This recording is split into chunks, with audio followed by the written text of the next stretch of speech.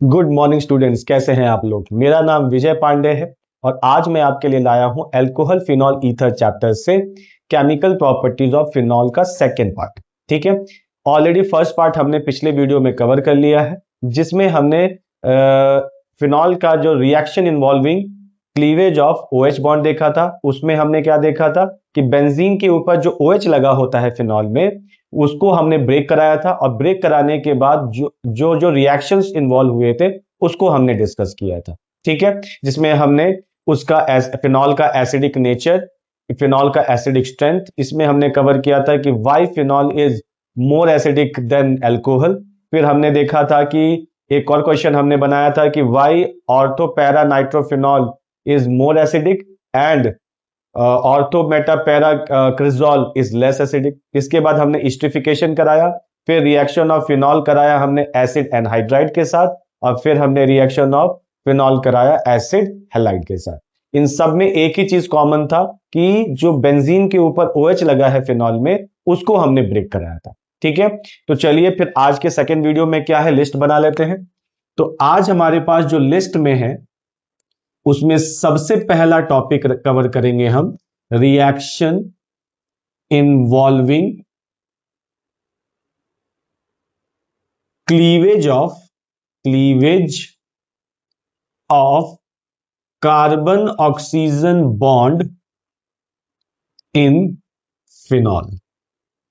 ठीक है, इसमें हमारे पास एक ही रिएक्शन है जिसको हम डिस्कस करेंगे। इसके बाद सेकेंड पार्ट में हमें क्या कवर करना है, हमें कवर करना है electrophilic aromatic substitution.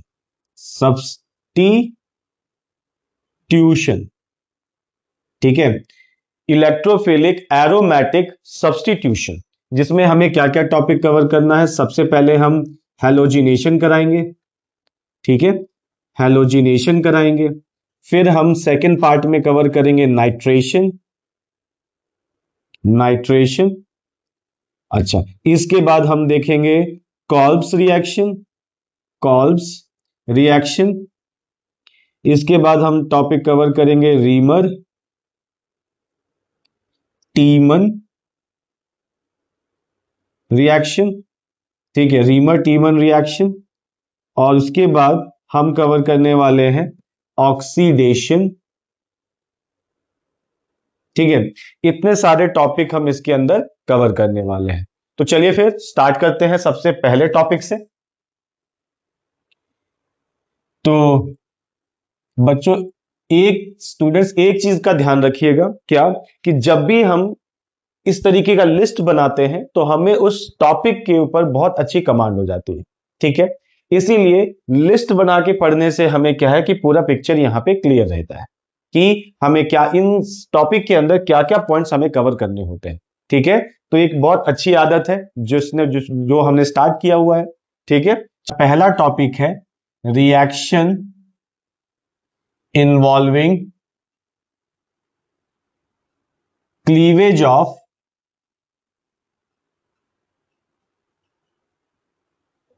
Carbon oxygen bond in phenol. ये रिएक्शन बहुत इजी है, ध्यान रखना है। इसमें करना क्या होता है, इसमें होता यह है कि हम फिनॉल लेते हैं, ठीक है, और इसका रिएक्शन करा देते हैं हम जिंक डस्ट से। क्या होता है, ये जिंक क्या करता है, इस OH के बीच का बॉन्ड, कार्बन और ऑक्सीजन के बीच का बॉन्ड ब्रेक करता है, और देखिए क्या बनाता है, ये बनाता है बेंजीन, और जिंक के साथ क्या आ जाता है, ऑक्सीजन। मतलब क्या बना, यहां पे बना बेंजीन और यहां बन गया जिंक ऑक्साइड। ठीक है, अच्छा एक चीज का ध्यान रखिएगा, कई बच्चे इस बात पे कंफ्यूज होते हैं कि भाई ये तो बॉन्ड टूटा तो Zn और ये OH कहां गया। भाई ऑक्सीजन तो दिख रहा है Zn के साथ, पर H कहां है, H यही है, इसी के साथ लगा हुआ है। यहां ऑक्सीजन ही हटता है, कार्बन ऑक्सीजन के बॉन्ड जब टूटता है ना, ये H वापस यहीं आके जुड़ जाता है। ठीक है ना, इसके मैकेनिज्म जानने की अभी आपको जरूरत नहीं है, अभी आपको बस क्या ध्यान रखना है कि जब भी हम फिनॉल का रिएक्शन किसके साथ कराएंगे, जिंक डस्ट के साथ कराएंगे, तो यहां पे जो OH लगा है वो हट जाएगा, बेंजीन बनेगा और जिंक ऑक्साइड बन जाएगा। क्लियर है? तो इस टॉपिक के अंदर एक ही रिएक्शन है जिसको हमें पढ़ना होता है। क्लियर हो गया? चलिए अब हम अपने सेकंड टॉपिक पे आते हैं। फर्स्ट टॉपिक हमने कवर कर लिया, सेकंड टॉपिक पे आते हैं। सेकंड टॉपिक हमारा क्या है? Electrophilic aromatic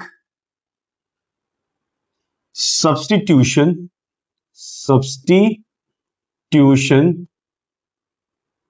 reaction. ठीक है, ये हमें पढ़ना है। तो पहले इसका बेसिक सीख लेते हैं, फिर ये रिएक्शन करा लेते हैं। ठीक है, अच्छा अब यहां पे क्या कॉन्सेप्ट है?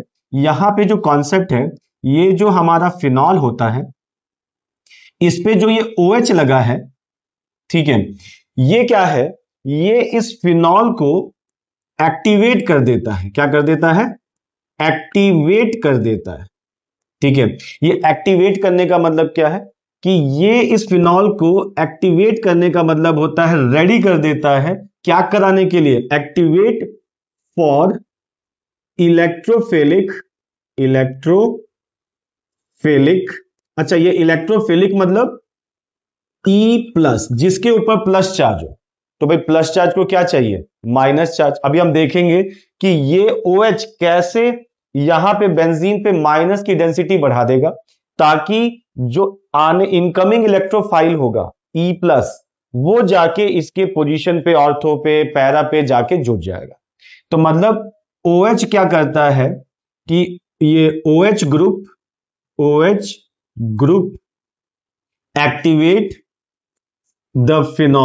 Activate phenol for electrophilic substitution reaction. ठीक है, अच्छा और ये किस तरीके का एक्टिवेट करता है इसको? ये इसको ऑर्थो पैरा सब्स्टिट्यूशन कराता, ऑर्थो एंड पैरा सब्स्टिट्यूशन कराता। इसका मतलब आप समझ ही रहे होंगे कि जो इनकमिंग इलेक्ट्रोफाइल है वो या तो ऑर्थो पे जुड़ेगा और या तो पैरा पे जुड़ेगा। मेटा पे क्यों नहीं जुड़ेगा वो भी हम देखेंगे, क्योंकि ऑर्थो और पैरा पे ये ग्रुप, OH ग्रुप, इलेक्ट्रॉन की डेंसिटी बढ़ा देता है। देखिए कैसे बढ़ाता है, इसको हमको रेजोनेंस से समझना पड़ेगा। और पिछले वीडियो में हमने एक टॉपिक पढ़ा था, उसके बेसिस पे भी हमें इसको देखना होगा। तो चलिए मैं समझाता हूं यहां पे। अच्छा, पिछले वीडियो में हमने देखा था कि ये जो कार्बन है यहां पे, ये जो कार्बन है, ये कौन से हाइब्रिडाइजेशन का है कार्बन? ये sp2 हाइब्रिडाइजेशन का कार्बन है। ठीक है, तो उससे क्या हो गया? उससे हुआ ये कि sp2 हाइब्रिडाइज कार्बन का जो s करेक्टर होता है वो ज्यादा होता है। s करेक्टर ज्यादा होने से क्या होगा? इलेक्ट्रोनेगेटिविटी ज्यादा होगा, जिसकी वजह से ये कार्बन ऑक्सीजन के ऊपर का जो लोन पेयर है वो क्या करता है? अपनी तरफ अट्रैक्ट करता है। ठीक है, अच्छा जब ये लोन पेयर इस साइड आएगा तो यहां पे इस कार्बन पे 5 बॉन्ड बन जाएंगे। चेक करिए, 1 2 3 4 तो ऑलरेडी है। ये लोन पेयर इधर आएगा तो एक डबल बॉन्ड बनेगा, तो 5 बॉन्ड बनेगा। तो 5 बॉन्ड तो बन नहीं सकता, तो ये जो पाई बॉन्ड जो वीक होता है ये ब्रेक होके इस कार्बन पे पहुंच जाएगा। ठीक है, अच्छा अब क्या होगा? अब रेजोनेंस स्ट्रक्चर आगे बढ़ेगा। इसमें यहां पे क्या आ जाएगा? डबल बॉन्ड, ऑक्सीजन H, इसके पास एक लोन पेयर बचा प्लस चार्ज, क्योंकि इसने अपना लोन पेयर शेयर किया है तो इसके ऊपर प्लस चार्ज आ गया, यहां पे माइनस और यहां पे आया। फिर ठीक है, अब ये माइनस आगे बढ़ेगा, ये पाई बॉन्ड और टूटेगा। फिर क्या होगा देखिए, फिर एक स्ट्रक्चर बनेगा। ठीक है, ऑक्सीजन हाइड्रोजन लोन पेयर, ये पार्ट आया, यहां पे डबल बॉन्ड, ये माइनस यहां पे आया, ये फिर मूव करेगा, ये इस कार्बन पे आ जाएगा। ठीक है, क्या स्ट्रक्चर बनेगा देखिए, यहां पे डबल बॉन्ड है ही, यहां पे डबल बॉन्ड माइनस चार्ज, यहां double bond oxygen H lone pair plus charge. ठीक है, और एक और मूव कराना है हमें, ये इधर जाएगा तो ये वापस चला जाएगा। ठीक है, तो यहां पे हमने रेजोनेंस स्ट्रक्चर कंप्लीट कराया और यहां पे हमने देखा कि ऑर्थो, देख लीजिए क्या देखा हमने कि इस पूरे रेजोनेटिंग स्ट्रक्चर में आप क्या देख पा रहे हैं, ये ऑर्थो पोजीशन होता है, देखिए ये ऑर्थो पोजीशन है, जिसको हम ओ बुलाते हैं, ये मेटा पोजीशन है और ये पैरा पोजीशन है। तो ध्यान से देखिएगा, ये देखिए यहां पे माइनस आया है ऑर्थो पोजीशन पे, और देखिए कहां पे आया है, पैरा पोजीशन पे आया है, फिर कहां पे आया है, ऑर्थो पे आया है। मतलब ऑर्थो और पैरा पोजीशन पे इलेक्ट्रॉन की डेंसिटी इंक्रीज करेगा, पर मेटा पे देखिए माइनस नहीं आया। इसीलिए जो OH ग्रुप होता है फिनॉल पे, वो ऑर्थो पैरा डायरेक्टिंग ग्रुप भी कहलाता है। क्या कहलाता है, ऑर्थो पैरा डायरेक्टिंग ग्रुप। मतलब इनकमिंग इलेक्ट्रोफाइल कहां जाके अटैच होगा, ऑर्थो पे और पैरा। कई बात समझ पा रहे हैं। तो हमारा इलेक्ट्रोफिलिक एरोमेटिक सब्स्टिट्यूशन में जितने भी हमें रिएक्शन देखने हैं, उन सब में हमें एक ही बात करनी है, जो पहले इलेक्ट्रोफाइल बनाएंगे और उस इलेक्ट्रोफाइल को हम कहां जोड़ेंगे, ऑर्थो पे और पैरा पे। मेटा पे क्यों नहीं जोड़े, समझ में आया? क्योंकि देखिए मैं किसी भी रेजोनेटिंग स्ट्रक्चर में, ठीक है, किसी भी रेजोनेटिंग स्ट्रक्चर में मेटा पोजीशन पे देखिए कोई माइनस चार्ज डेवलप नहीं है। इसका मतलब उसके पास इलेक्ट्रॉन की डेंसिटी क्या हो रखी है, कम हो रखी है। क्लियर हो गया है? अच्छा, तो इसका मतलब एक नोट करके लिखते हैं, OH group on phenol, OH group of phenol is ortho para directing group. वो ऑर्थो पैरा डायरेक्टिंग ग्रुप होता है। क्यों? बिकॉज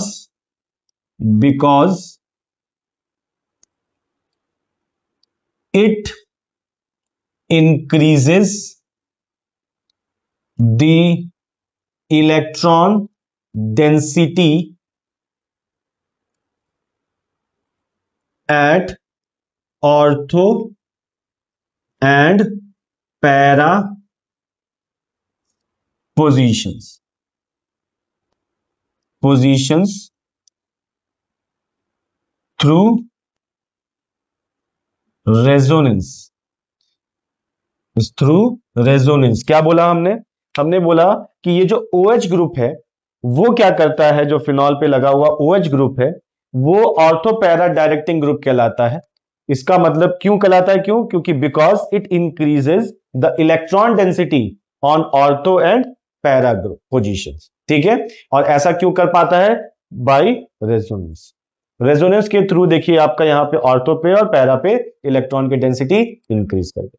ठीक है, चलिए इतना आप नोट कर लीजिए, पॉज करिए, नोट कर लीजिए, इसको नोट हो गया, आगे बढ़े। चलिए अब हम देखने वाले हैं कि जो इलेक्ट्रोफिलिक एरोमेटिक सब्स्टिट्यूशन जो हमें करा रहे हैं, इसमें सबसे पहले हम हैलोजिनेशन करा लेंगे।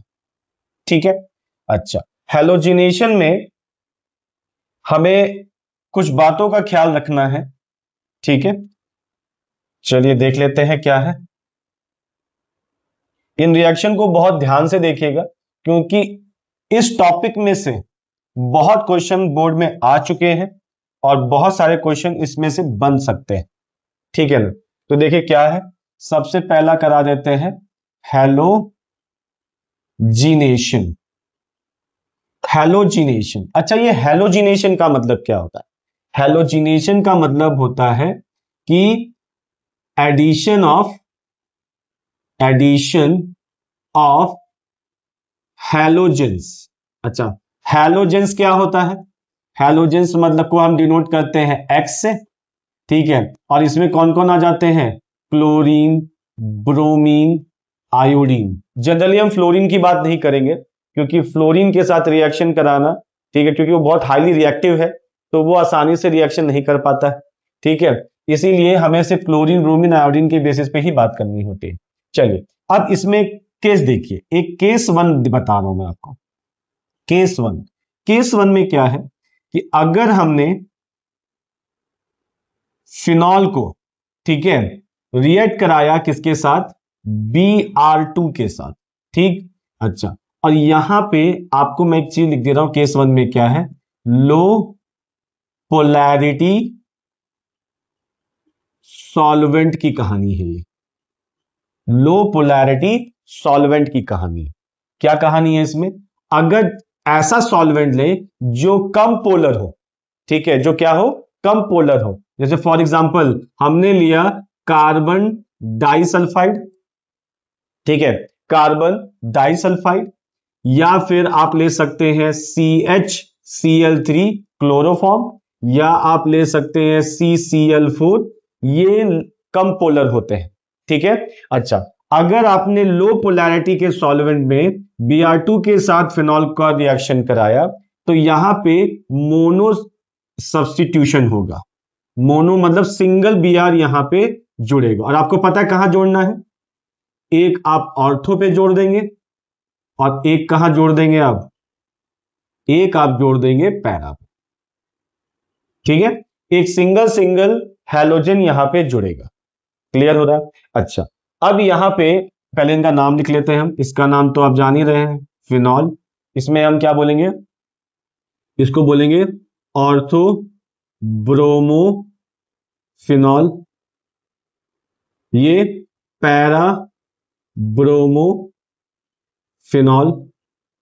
अच्छा, ये क्या होगा, ये मेजर प्रोडक्ट होगा, और ये क्या होगा, ये माइनर प्रोडक्ट होगा। ये तो आपको पता ही होगा। क्यों ये मेजर होगा? क्योंकि ये अपने क्रिस्टल लैटिस स्ट्रक्चर में अपनी सिमेट्री की वजह से प्रॉपरली फिट हो जाता है, जिसकी वजह से ये ज्यादा स्टेबल हो जाता है, और जो कंपाउंड ज्यादा स्टेबल होगा वही ज्यादा बनेगा, और जो कम स्टेबल होगा तो वो कम बनेगा। बनेंगे दोनों, पर ये ज्यादा स्टेबल होने की वजह से ये ज्यादा क्वांटिटी में बनेगा, ज्यादा परसेंटेज में बनेगा। क्लियर? अच्छा, अब इसमें हमें क्या बात याद रखनी है, इसमें एक बात सुनिए। यहां पे हमारा जो टॉपिक है वो क्या है, इलेक्ट्रोफिलिक सब्स्टिट्यूशन कराना। इलेक्ट्रोफिलिक सब्स्टिट्यूशन मतलब हमें एक प्लस चार्ज वाले इलेक्ट्रोफाइल को हमें यहां पे जोड़ना है, ठीक है। अब मुझे एक बात बताओ, कहां पे आपको दिख रहा है, यहां पे Br2 पे Br के ऊपर प्लस चार्ज दिख रहा है क्या? नहीं दिख रहा। तो जनरली हम क्या करते थे, हम करते थे कि Br2 में से Br प्लस निकालने के लिए हम एक लेविस एसिड को लाते थे, ठीक है। क्या बोल रहा हूं मैं, कि अगर हमें Br2 को Br प्लस और Br माइनस का फॉर्म बनाना होता है, तो हम इसको ये काम करने के लिए लेविस एसिड को लेके आते थे। मैंने ये पिछले वीडियो में समझाया लेविस एसिड क्या होता है, जो इलेक्ट्रॉन डेफिशिएंट होता है। जैसे हमने लेके आए FeBr3, तो ये क्या करता था, ये Br दोनों, दो Br में से एक Br ये अपनी तरफ खींच लेगा, जिसकी वजह से क्या क्रिएट होगा, एक इलेक्ट्रोफाइल क्रिएट होगा। क्या क्रिएट होगा, एक इलेक्ट्रोफाइल क्रिएट होगा। तो ये जाके फिर Br प्लस जाके अटैक करता, लेकिन देखिए हमने ऐसा कुछ भी यहां यूज नहीं किया, ठीक है। अच्छा, तो हमने यहां क्यों नहीं यूज किया, इसका रीजन क्या है कि ये जो OH ग्रुप है इतना स्ट्रॉन्ग एक्टिवेटिंग ग्रुप है कि इसको ना, इसको इसकी जरूरत नहीं। इसको मतलब OH ग्रुप इतना स्ट्रॉन्ग एक्टिवेटिंग ग्रुप है कि इसको इस लेविस एसिड की जरूरत नहीं है यहां पे इलेक्ट्रोफाइल क्रिएट करने के लिए। क्या ये बात क्लियर हो रहा है? ठीक है, तो एक नोट डाल के हम यहां लिख देते हैं, नोट डाल के, due to high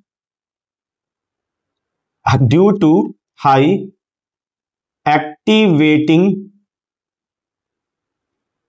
effect of OH group of phenol, there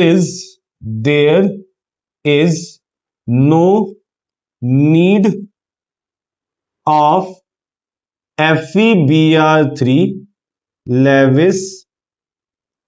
Lewis acid to create an electrophile that is Br plus. कई बात समझ पा रहे हैं? ठीक है, ये इतना स्ट्रॉन्ग एक्टिवेटिंग ग्रुप है OH कि हमें FeBr लेविस एसिड की जरूरत नहीं है इलेक्ट्रोफाइल जनरेट करने के लिए। समझ पा रहे हैं आप? ठीक है, चलिए पॉज करिए, नोट करिए, फिर आगे बढ़े। ये केस नंबर 1 था। इसको ध्यान रखिएगा, अगर आपने लो पोलैरिटी सॉल्वेंट लिया, लो पोलैरिटी सॉल्वेंट लिया, ठीक है, तो Br एक ही एक जुड़ेगा यहां पे। क्लियर है? ठीक, चलिए हो गया नोट, आगे बढ़े। ओके, चलिए अब केस नंबर 2 पे देखते हैं। यहां केस नंबर 2 में हम क्या करने वाले हैं, हम मोर पोलर सॉल्वेंट लेंगे।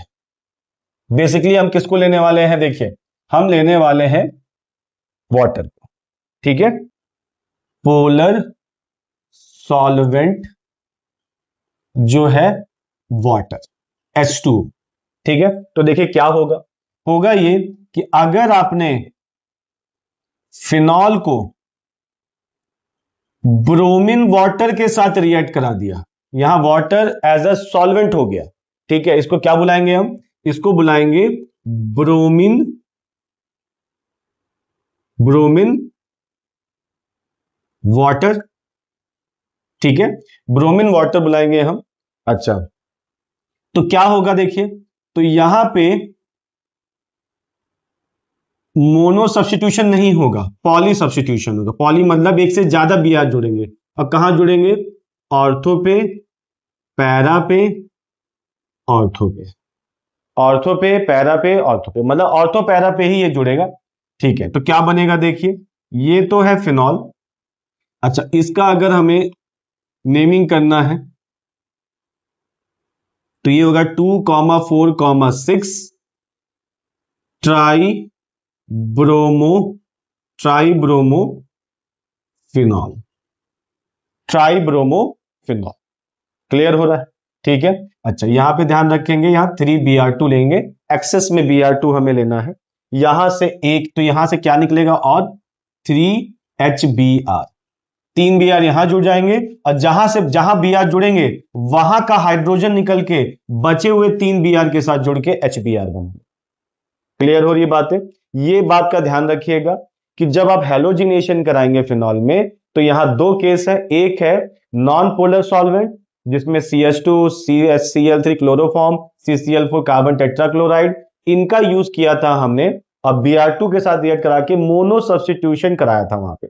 मोनो मतलब सिंगल, आपने Br जोड़ा था। अगर आपको एक Br जोड़ना है तब आप लो पोलैरिटी वाला सॉल्वेंट लेंगे, और अगर आपको एक ही साथ 3 जगह पे Br जोड़ना है तब आप वाटर लेंगे जो कि हाईली पोलर होता है। क्लियर है? चलिए पॉज करिए, नोट करिए। क्लियर हुआ? आगे बढ़े। ठीक है, अब हम लोग करने वाले हैं नाइट्रेशन। देखिए क्या होता है इसमें, इसका बी पार्ट देखिए, ए पार्ट कवर हो चुका है, ठीक। अच्छा, बी पार्ट में क्या करने जा रहे हैं हम, नाइट्रेशन, ठीक है। अच्छा, इस नाइट्रेशन में क्या होना है, हमें बेसिकली NO2 प्लस जोड़ना है। क्या जोड़ना है, NO2 प्लस जोड़ना है, ठीक है। अच्छा, इसमें भी दो केस है। क्या केस है, केस 1, देखिए क्या कह रहा है, इस केस 1 में हमें क्या करना होता है, हम यूज करते हैं डाइल्यूट HNO3, इसमें हमें यूज करना होता है डाइल्यूट HNO3। देखिए क्या होता है इसमें, इसमें होगा ये कि अगर आपने फिनॉल को डाइल्यूट HNO3 के साथ रिएक्ट कराया, तो होना यह है कि यहां पे एक बनेगा ऑर्थोनाइट्रोफिनॉल और एक बनेगा पैरानाइट्रोफिनॉल, ठीक है। इसमें बहुत सी बातें हैं, ध्यान से देखते जाइएगा, ठीक है। इसमें बनेगा ऑर्थो नाइट्रोफिनॉल और यहां पे होगा पैरा नाइट्रोफिनॉल, ठीक है। अच्छा, अब इसमें हमें क्या ध्यान देना है, अच्छा पहली बात, ये जो NO2 प्लस जो है वो कैसे हुआ, जनरेट हुआ होगा, भाई HNO3 है, इसमें वाटर है, ठीक है। डाइल्यूट मतलब क्या है कि वाटर ज्यादा है, जब HNO3 H2O के साथ रिएक्ट करेगा तो यहां पे वो जनरेट करता है NO2 प्लस, और यहां से आपका वो NO2 प्लस आके ऑर्थो पे और पैरा डायरेक्टिंग तो ग्रुप है ही है, OH ग्रुप, तो एक ऑर्थो पे जुड़ जाता है और एक पैरा पे जुड़ जाता है। आपको पता है कि ये क्या होगा, ये मेजर होगा और ये क्या होगा, माइनर होगा। अच्छा, अब यहां पे क्वेश्चन पूछता है हमसे क्या, कि क्वेश्चन क्या है, मैं क्वेश्चन लिख देता हूं, why ortho nitrophenol is more volatile as compared to para nitrophenol. ठीक है, ये हमसे क्वेश्चन पूछता है। सबसे पहले समझ लीजिए ये वॉलेटाइल का मतलब क्या होता है। वॉलेटाइल का मतलब होता है वेपर बनने की टेंडेंसी। क्या बनने की टेंडेंसी, वेपर बनने की टेंडेंसी, जो बड़े आसानी से वेपर बन जाए, ठीक है, उसको हम वॉलेटाइल लिक्विड बुलाएंगे। ठीक है, हाईली वॉलेटाइल होगा। अच्छा, जैसे क्या वाटर वॉलेटाइल है, एकदम है, पर उसको थोड़ा सा समय लगता है। वॉलेटाइल मतलब वेपर बनता है वो, अगर आपने कहीं पे वाटर गिरा दिया, ठीक है, और आप क्या उसको जब थोड़ी देर बाद देखेंगे आप उसको, है ना, तो आप देखेंगे कि वो वहां से सूख चुका होगा, है ना, इवापोरेट हो चुका होगा। तो वो क्यों होता है, क्योंकि उसके पास वॉलेटाइल नेचर होता है। ठीक है, जैसे हमने देखा पेट्रोल, एसीटोन, है ना, वो स्पिरिट, ठीक है, ये सब कैसे नेचर वाले हैं, वॉलेटाइल नेचर, वेपर बनने की टेंडेंसी वाले।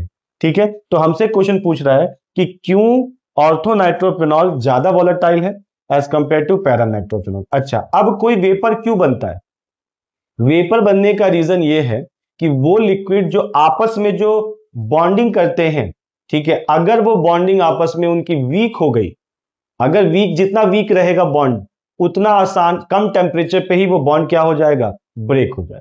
सीधा सा कॉन्सेप्ट है। क्या बोल रहा हूं मैं, कि कोई भी आसानी से जो लिक्विड वेपर कैसे बन जाता है, उस लिक्विड में जो मॉलिक्यूल्स हैं उनके बीच में, कि अगर जो फोर्स ऑफ अट्रैक्शन जितना स्ट्रांग होगा उतना कम वो ब्रेक, उसको ज्यादा टेम्परेचर देना पड़ेगा ब्रेक होने में, और अगर उनके बीच का फोर्स ऑफ अट्रैक्शन कम हुआ तो कम टेम्परेचर में ही क्या हो जाएगा, वो इजीली ब्रेक हो जाएगा। अब ब्रेक हो गया तो वो किस में कन्वर्ट हो जाएगा, वेपर में। तो हमें देखना है कि ऑर्थोनाइट्रोफिनॉल में कौन सा फोर्स ऑफ अट्रैक्शन लग रहा है या कौन सा बॉन्ड बन रहा है, और पैरा नाइट्रोफिनॉल में किस टाइप का बॉन्ड बन रहा है। ठीक है, तो चलिए इसके आंसर को देखते हैं। पहले इसके आंसर को समझने के लिए हमें पहले यह समझना पड़ेगा कि इस ऑर्थो पैरा नाइट्रोफिनॉल में किस टाइप का बॉन्ड बन रहा है। ठीक है, तो हमने देखा OH है और यहां पे N, ठीक है, यहां पे N हो गया, ये हो गया ऑक्सीजन, ये हो गया डबल बॉन्ड। ठीक है, क्या होता है देखिए, होता ये है कि ये हाइड्रोजन इस ऑक्सीजन के साथ जुड़ के एक इंट्रामॉलिक्यूलर हाइड्रोजन बॉन्ड बनाता है। इनके बीच में किस टाइप का बॉन्ड बना, इंट्रा मॉलिक्यूलर हाइड्रोजन बॉन्ड बनता है इनमें। इंट्रामॉलिक्यूलर हाइड्रोजन बॉन्ड क्या होता है, ऐसा इंट्रा मतलब with in the same molecule. क्या मतलब, with in the same molecule अगर कोई हाइड्रोजन बॉन्ड बनता हो, हाइड्रोजन बॉन्ड बनता है ऑक्सीजन हाइड्रोजन या फ्लोरीन हाइड्रोजन या फिर नाइट्रोजन हाइड्रोजन के बीच में। ठीक है, तो यहां ऑक्सीजन हाइड्रोजन के बीच में देखिए क्या बन गया, इंट्रामॉलिक्यूलर हाइड्रोजन बॉन्ड। पर पैरा नाइट्रोफिनॉल में ऐसा नहीं होता। पैरा नाइट्रोफिनॉल में देखिए क्या होता है, यहां पे क्या है, OH, और यहां पे क्या है, NO2। ठीक है ना, यहां पे आ गया हमारा NO2। ठीक है, इसको मैं ऐसे बना दे रहा हूं, ऑक्सीजन। एक और फिनॉल लेना पड़ेगा क्योंकि इसमें इंटरमॉलिक्यूलर हाइड्रोजन बॉन्ड बनता है। आपने क्या किया, nitrogen, oxygen, double bond O, यहां पे O, और ये देखिए H। इनके बीच में किस तरीके का बॉन्डिंग हो गया, इनके बीच में बन गया intermolecular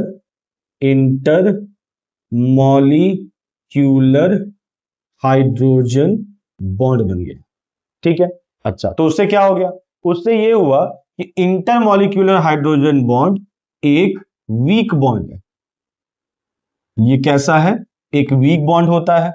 intermolecular hydrogen bond, inter मतलब दो मॉलिक्यूल्स के बीच में, और इंट्रा मतलब एक ही मॉलिक्यूल के बीच अंदर ही ये ऐसा बन रहा है। तो इंटर मॉलिक्यूलर हाइड्रोजन बॉन्ड जो होता है वो स्ट्रॉन्ग बॉन्ड होता है। तो आप खुद सोच के देखिए, ये वीक बॉन्ड है, तो जब ये वीक बॉन्ड है तो इसको टेम्परेचर ज्यादा देना पड़ेगा कि कम देना पड़ेगा? इसको तो कम ही टेम्परेचर देना पड़ेगा। और ये स्ट्रॉन्ग बॉन्ड है तो इसको तोड़ने के लिए टेम्परेचर ज्यादा देना पड़ेगा। इसीलिए ये क्या है, ये वॉलेटाइल हो जाता है, वॉलेटाइल हो जाता है एट लो टेम्परेचर। ये कम टेम्परेचर पे ही वॉलेटाइल हो जाता है। और यही बेसिक रीजन है कि ऑर्थोनाइट्रोफिनॉल ज्यादा वॉलेटाइल होगा एज कंपेयर टू पैरानाइट्रोफिनॉल। क्यों? रीजन क्या देख के आएंगे? Because in orthonitrophenol there is intramolecular hydrogen bond which is a weak bond, so there is so we have to give low temperature to convert it into vapor. Clear है? And in paranitrophenol there is intermolecular hydrogen bond which is a strong bond, so we have to give high temperature to convert it into vapor. Clear होगी बात? तो ये बात note कर लीजिए, pause करिए, note कर लीजिए इसको। हो गया? इस केस में ध्यान रखना है, केस में क्या लिया हमने? डाइल्यूट HNO3 लिया है। क्या लिया है? डाइल्यूट HNO3 लिया है। ठीक है, अब केस नंबर 2 देखते हैं। केस नंबर 2 में हम क्या करने वाले हैं? हम कंसंट्रेटेड HNO3 लेने वाले हैं। क्या लेने वाले हैं? कंसंट्रेटेड HNO3 लेने वाले हैं केस नंबर 2 में। देख लीजिए। अच्छा, एक नोट और लिख लीजिए, इसमें एक नोट डाल के लिख लीजिएगा। क्या नोट होगा? देखिए, एक नोट लिख लीजिएगा। क्या रहेगा ये? कि orthonitrophenol and paranitrophenol can be separated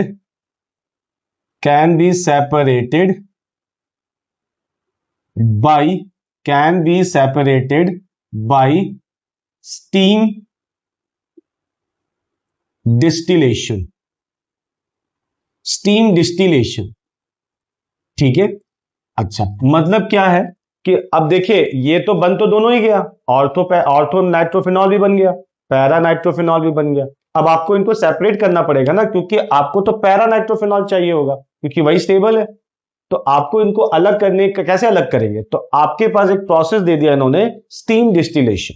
ठीक है, मतलब स्टीम की हेल्प से आपको वो टेम्परेचर मेंटेन करना है। कम टेम्परेचर में पहले कौन वेपर बन जाएगा? ऑर्थोनाइट्रोफिनॉल। और ये नहीं बनेगा, तो ये पहले वेपर बन के निकल जाएगा, तो आपको कंटेनर में क्या मिल जाएगा? पैरानाइट्रोफिनॉल मिल जाएगा। समझ पा रहे हैं? तो ये चीज ध्यान रखिएगा, इन दोनों को सेपरेट करने का प्रोसेस। अच्छा, अब आते हैं केस 2 में। इस केस 2 में क्या होना है? केस 1 में आपने डाइल्यूट HNO3 यूज किया था, आपको यूज करना है कॉन्सेंट्रेटेड HNO3 को। इससे पहले वाले केस में, केस 1 में आपने यूज किया था डाइल्यूट HNO3। ठीक है, अब यहां पे आप क्या यूज कर रहे हैं? Concentrated HNO3। तो देखिए क्या होगा, अगर आपने फिनॉल का रिएक्शन कॉन्सेंट्रेटेड HNO3 के साथ करा दिया in the presence of concentrated H2SO4, तो ये दोनों मिलके तो आपको जो इलेक्ट्रोफाइल देंगे वो देंगे NO2+। ठीक है, और ये रिएक्ट करके यहां पे एक सिंगल सब्स्टिट्यूशन, मोनो सब्स्टिट्यूशन नहीं कराएगा। यहां पे ऑर्थो पोजीशन पे NO2 जुड़ जाएगा, पैरा पे जुड़ जाएगा और ऑर्थो पे जुड़ जाएगा। एक तरीके से आपको क्या बन के मिलेगा? Picric acid. ठीक है, पिक्रिक एसिड मिलेगा, जिसका अगर मैं IUPAC नेमिंग करूं तो देखिए क्या होगा, 2,4,6 ट्राई नाइट्रोफिनॉल बनेगा। ठीक है, तो पर इसका जो यील्ड होगा ये कम होगा। अब इसका यील्ड बढ़ाना है, अच्छे से इसका प्रोडक्शन करना है, तो हमें इस मेथड पे ना जाके सबसे पहले हमें इस फिनॉल का रिएक्शन किसके साथ कराना होगा? कॉन्सेंट्रेटेड H2SO4 के साथ कराना होगा। इससे क्या होगा, यहां पे होगा ये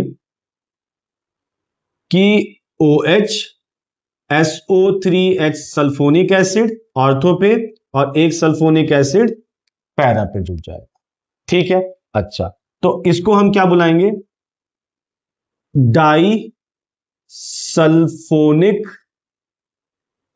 या बेंजीन डाइसल्फोनिक एसिड, बेंजीन या फिनॉल डाइसल्फोनिक एसिड।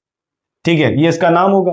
अब अगर आप इससे, अब जब आप इसको रिएक्शन करा देंगे कॉन्सेंट्रेटेड HNO3 के साथ, तब आपका ये प्रोडक्ट पिक्रिक एसिड आपको मिल जाएगा।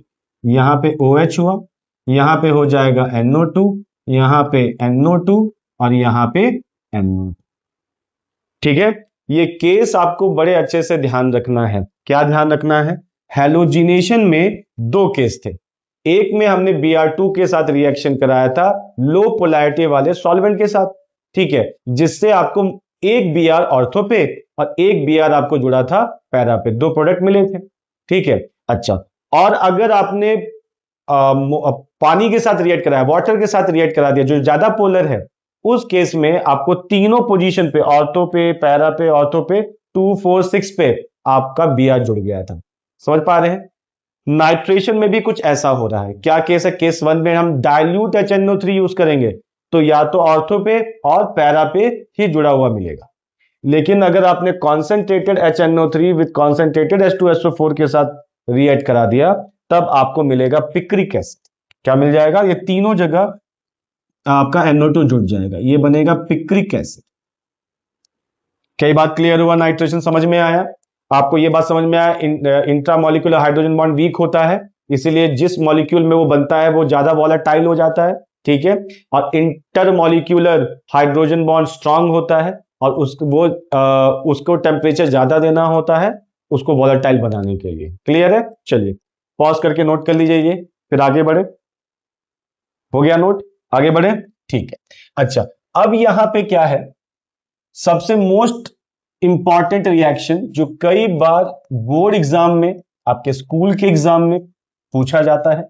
ठीक है, तो हमें पहले इसका ध्यान से समझिएगा कि बच्चे इसका मैकेनिज्म के पीछे ज्यादा भागते हैं और मेन रिएक्शन ही एग्जाम में नहीं लिख पाते हैं, तो मैकेनिज्म पे अभी नहीं जाना है। ओके, नेक्स्ट रिएक्शन हम स्टार्ट करते हैं, कॉल्ब्स रिएक्शन।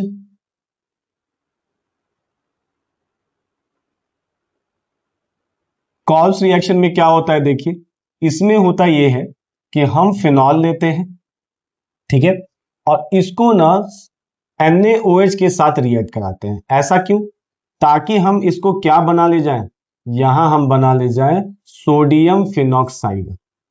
क्या बना ले जाए, सोडियम फिनॉक्साइड। ऐसा क्यों, क्योंकि ये सोडियम फिनॉक्साइड मोर रिएक्टिव होता है। लिख देता हूं मैं यहां पे पहले, सोडियम फिनॉक्साइड, ठीक है ना, ये सोडियम फिनॉक्साइड मोर रिएक्टिव होता है फॉर इलेक्ट्रोफिलिक सब्स्टिट्यूशन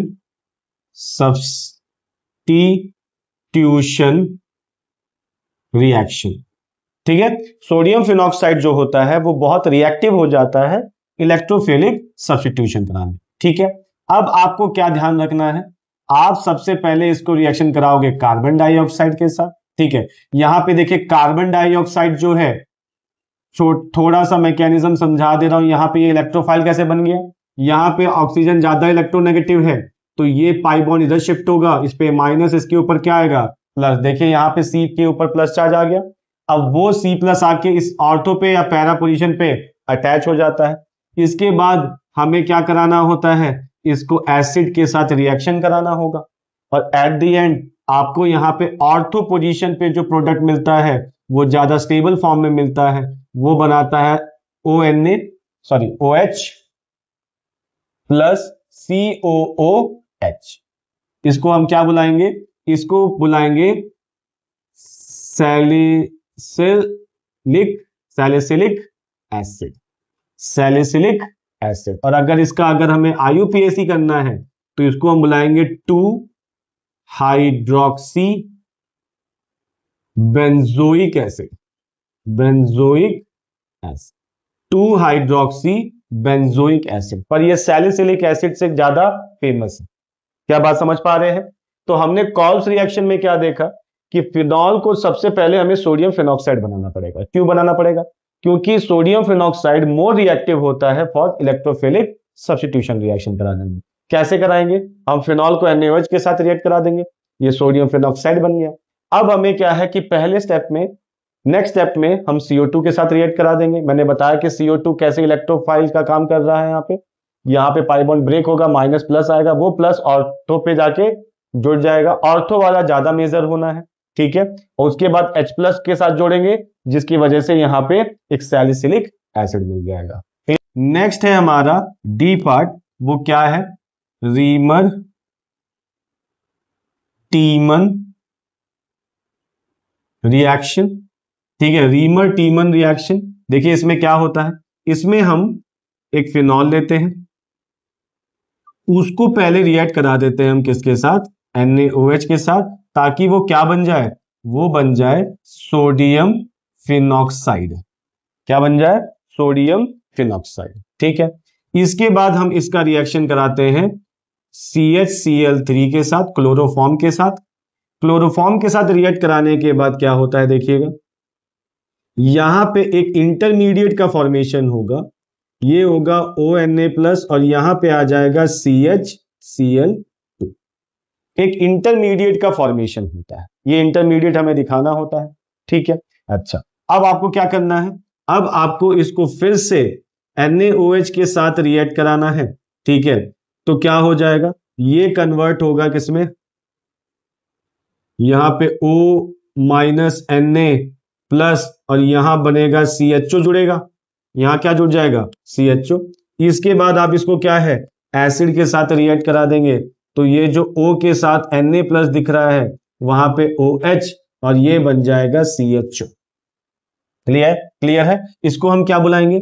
इसको बुलाएंगे हम सैलिसाइल एल्डिहाइड। सैलिसाइल एल्डिहाइड। और अगर इसका IUPAC नेम देखें तो क्या बोलेंगे इसको? 2 hydroxy benzaldehyde. 2 hydroxy benzaldehyde. Clear हुआ? रीमर टीमन समझ में आया? क्लियर है? हो गया? चलिए अब लास्ट पार्ट कवर करते हैं, ऑक्सीडेशन, ठीक है। इसमें हम फिनॉल का ऑक्सीडेशन कराएंगे by using strong oxidising agent, ठीक है। By using strong oxidising agent. कैसा मतलब? देख लीजिए, हमारा जो ई पार्ट है क्या कह रहा है? ये हमसे कह रहा है ऑक्सीडेशन कराना है। ऑक्सीडेशन कराएंगे हम किसका? फिनॉल का। देखिए क्या होता है, यहां पर हमने लिया फिनॉल और इसको रिएक्ट कराया है। देखिए किसके साथ? हमने इसको रिएक्ट कराया है Na2Cr2O7 plus H2SO4। Na2Cr2O7 plus H2SO4, ठीक है। इससे एक स्ट्रॉन्ग ऑक्सीडाइजिंग एजेंट क्रिएट होता है। मैं करके दिखा देता हूं। देखिए आपने लिया Na2Cr2O7 और किसके साथ रिएक्ट कराया? H2SO4। तो देखिए क्या बनेगा, एक तो बनेगा Na2SO4, दूसरा बनेगा H2Cr O4 प्लस CrO3 ये कहलाएगा क्रोमिक एसिड। क्या कहलाएगा? क्रोमिक एसिड, ठीक है। अच्छा, और ये क्रोमिक एसिड एक स्ट्रॉन्ग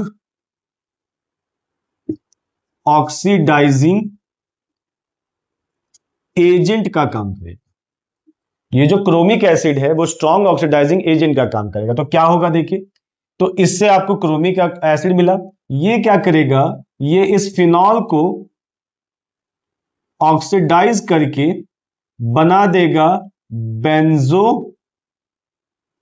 क्विनन।